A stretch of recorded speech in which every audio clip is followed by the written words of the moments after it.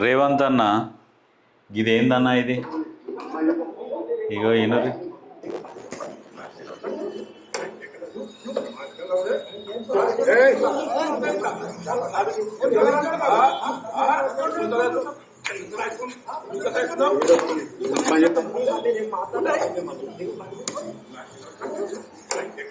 చూసిరు కదా. ఇప్పుడు ఆయన ఎవరో మరి అగ్ని అనుకుంటుండు, అగ్ని సినిమాల సాయి కుమార్ లాగా ఉరికొచ్చేసి ఆ బూతులు మాట్లాడుతుండు.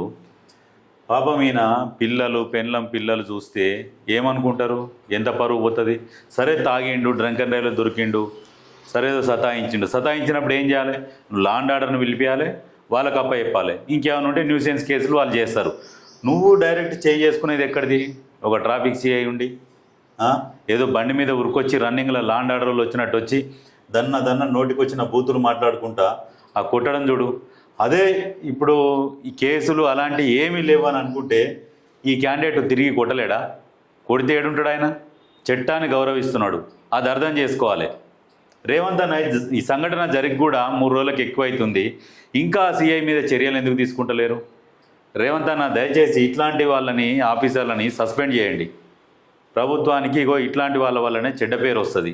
దయచేసి దీని మీద ఒకసారి ఆలోచించి ఆయన మీద యాక్షన్ తీసుకోండి.